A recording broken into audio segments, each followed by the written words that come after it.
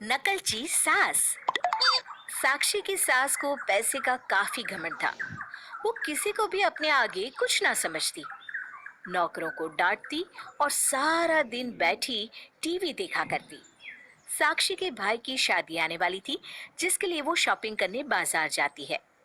वो बाजार जाने के लिए घर से निकलती है तो सामने उसकी सास बैठी होती है। अरे इतना बन ठन कर सवारी कहाँ जा रही है? कभी अपनी सास को भी पूछ लिया करो। जब देखा झोला उठाकर निकल पड़ती हो। टोक दिया ना। माँ जी, आपकी यही आदत मुझे सबसे ज्यादा खराब लगती है। बम्बई तो जाऊंगी नहीं, बाजार जा रही हूँ। पता है ना, मेरे भाई की शादी है। अरे बहू, तुम तो बुरा मान गई।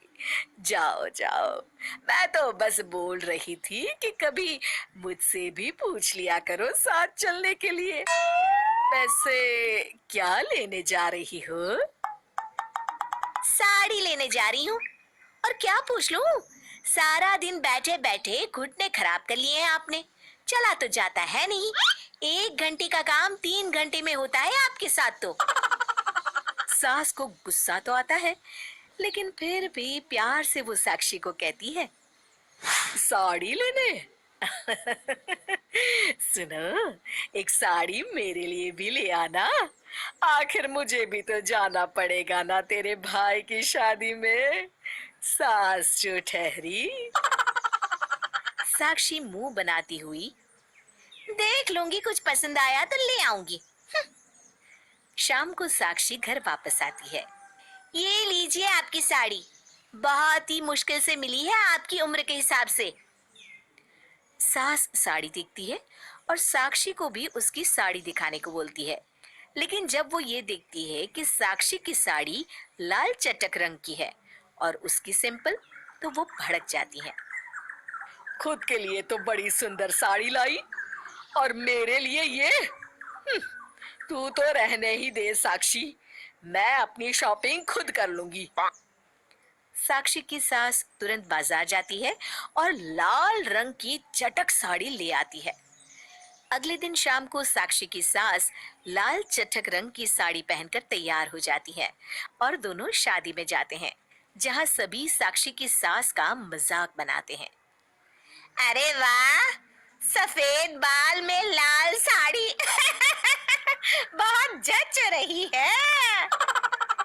साक्षी को ये सब सुनकर बेइज्जती महसूस होती है, लेकिन वो कुछ नहीं बोलती और सास के साथ घर आ जाती है। अगले दिन साक्षी का टेलर घर में उसके लिए घेर वाला पार्टी गाउन लेकर आता है, जिसमें ढेर सारे चमकीले सितारे लगे होते हैं और वो ऑफ शोल्डर होता है। साक्षी वो पहनकर किसी पार्टी के लिए निकल रही होती है, जिसे उसकी सास देख लेती है और अगले दिन वैसी ही ड्रेस वो भी ले आती है। साक्षी की सास वो ड्रेस पहन तो लेती है, लेकिन उसे पहनकर वो खड़ी ही नहीं हो पाती है और कमरे से ही साक्षी को आवाज देती है, साक्षी! अरे ओ साक्षी, कहाँ मर गई? जल्दी मेरे कमरे में आ। साक्षी सास की आवाज सुनकर घबरा जाती है। वो भागकर उनके कमरे में जाती है और सास की हालत देखकर हैरान रह जाती है। फिर जोर जोर से हंसती है।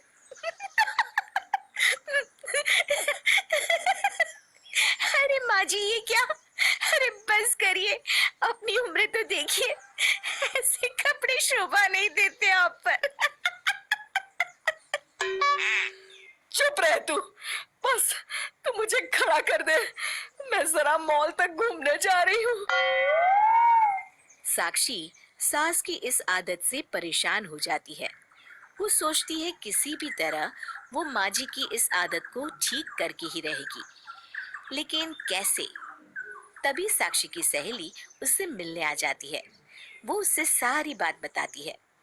साक्षी की सहेली उसके कान में कुछ कहती है, जिसके बाद दोनों एक दूसरे को देखकर मुस्कुरा देती हैं। शाम को सास वापस आती हैं तो देखती हैं कि साक्षी एक लंबी सी हिल्स वाली सैंडल पहनकर घूम रही है। साक्षी कभी तेज चलती तो कभी धीरे, कभी उठती तो कभी बैठती। साक्षी की सास अगले दिन वैसी ही सैंडल ले आती हैं और पहन लेती हैं। वो सैंडल पहनकर जैसे ही 2 कदम चलती हैं कि धड़ाम से गिर पड़ती हैं और चिल्लाने लगती हैं। हाय रे, मर गई। बहुत दर्द हो रहा है, कोई तो आओ, मुझे बचाओ। साक्षी जमीन पर पड़ी सास को उठाती है और बिस्तर पर बिठा देती है। अब बस भी करिए माँ जी, आपको तो मेरी बात बुरी ही लगती है, लेकिन देखिए पड़ गए ना लेने के देने। पता नहीं कितनी हड्डियां टूटी होंगी और न जाने कितने टांके लगेंगे। अरे नहीं नहीं, ऐसा ना बोल बहू, बहुत दर्द हो रहा है। तू तो बस डॉक्टर को बुला दे, मैं अब कभी तेरी नकल नहीं करूंगी। उम्र के हिसाब से पहनावे की शोभा है, ये बात मैं समझ गई हूँ।